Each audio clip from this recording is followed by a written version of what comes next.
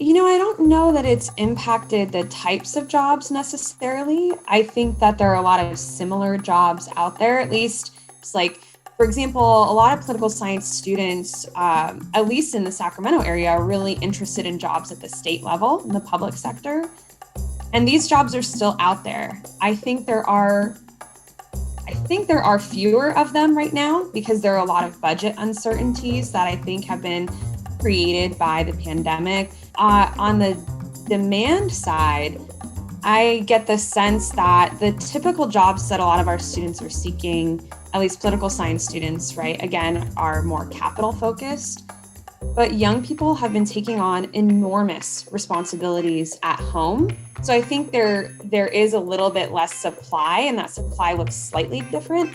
But I think even more importantly, the demand has changed as your generation are taking on, all of these other additional responsibilities as a result of trying to support families during the pandemic.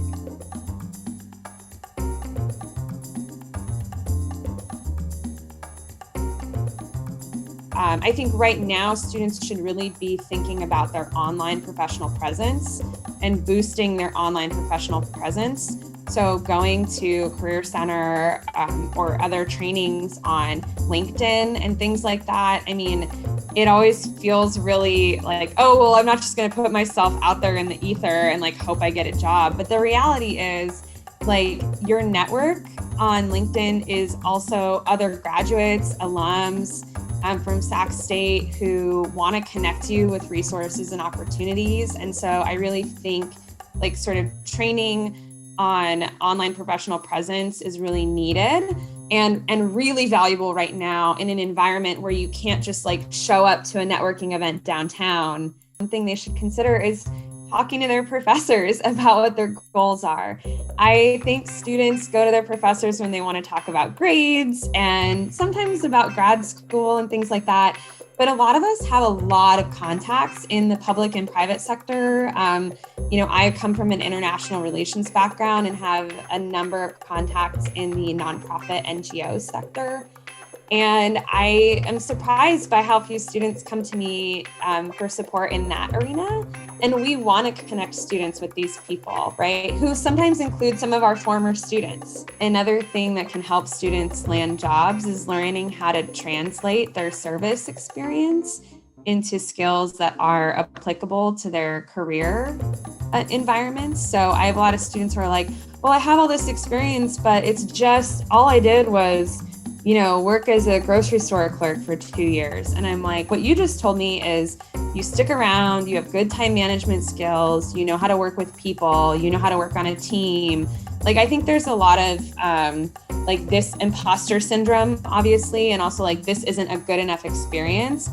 And I got into a number of nonprofit positions and got into grad school by demonstrating like, I didn't just make lattes, right? Like I worked in the service industry in a fast-paced environment. I managed a team of employees. Like I had real, legitimate experience that I could bring to any like field. We are in a really interesting political moment in this country. I know a lot of young people have really been galvanized. I'm an expert on nonviolent protests, so I've been paying very close attention to the activities of young people who are all too often painted as complacent or too plugged in to notice what's going on. That's not really what I've seen personally. And I do think that it could be that more students are just interested in political science and maybe more students want to serve their communities through the public sector or the nonprofit sector. I think I just want to say to students that,